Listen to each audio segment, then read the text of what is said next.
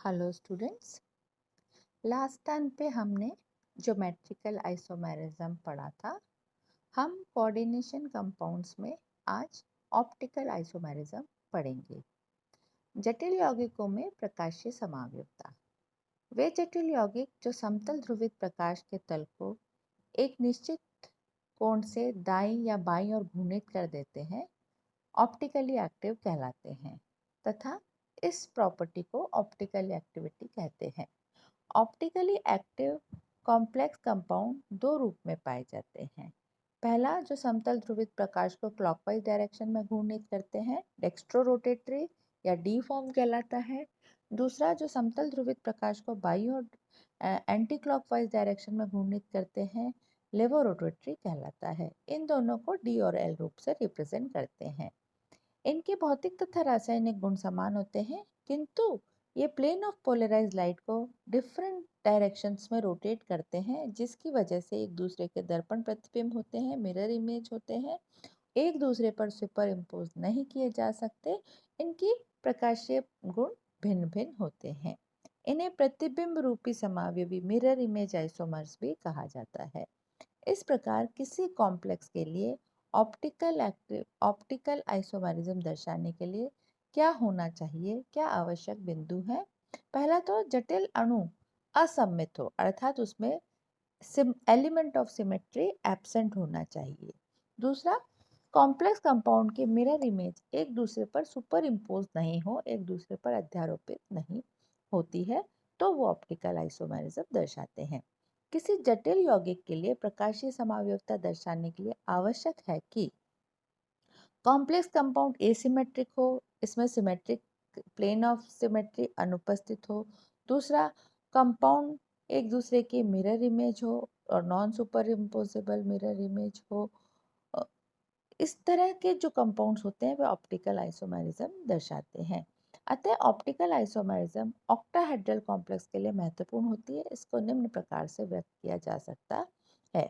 Octahedral complex compound में जहाँ केवल मोनोडेंटेड लिगेंड हो, फॉर एग्जांपल कोबाल्ट के साथ अमोनिया H2O और Cl2 लिगेंड्स लगे हुए हैं, इस आयन का जब हम ऑक्टाहेड्रल स्ट्रक्चर बनाते हैं तो यहाँ पे जैसा दर्शाया गया है चित्र में, कोबाल्ट के साथ दो अमोनिया, दो क्लोरीन, दो हाइड्रोजन और इसी का मिरर इमेज हमने वापस बनाया है।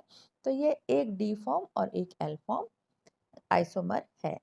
अगर ऑक्टाहेड्रल कंपाउंड में केवल सममित द्विदंतुक लिगैंड लगे हों, तो ये द्विदंतुक लिगैंड जब हमारे लगाते हैं, एथिलीन ने यहाँ पर हमने एथिलीन डायमीन लगाया है, तो आप देख रहे हैं कि इसकी भी मिरर इमेज बनती है और ये भी डी फॉर्म और एल फॉर्म के रूप में पाए जाते हैं। तीसरी तरह के ऑक्टाहेड्रल कॉम्प्लेक्सेस कौन से हैं? जिनमें सिर्फ मोनोडेंटेड लिगैंड, सममित द्विदंतुक लिगैंड की दोनों तरह के लिगैंड्स उपस्थित हों। यहाँ पर हम देख रहे हैं कोबाल्ट के साथ इथिलीन डायमीन लगा हुआ है और क्लोरीन लगा हुआ है। तो इथिलीन डायमीन तो बाइडेंटेड लिगैंड है, क्लोरीन मोनोडेंटेड लिगैंड है, किंतु जो संरचना में आपको दिखाई दे रहा है इसमें भी हमको मिरर इमेज दिखाई देती है, जिससे कि हम कहते हैं एक डी फॉर्म है और एक एल फॉर्म है।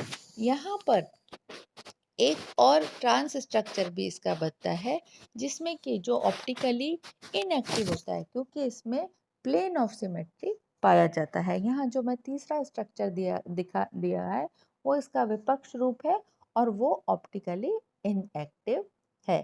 एक एग्जाम्पल और हम देखते हैं नीचे, कोबाल्ट, इथिलीन डायमीन, अमोनिया और क्लोराइड, ये इस पे लगे हुए हैं लिगेंड्स।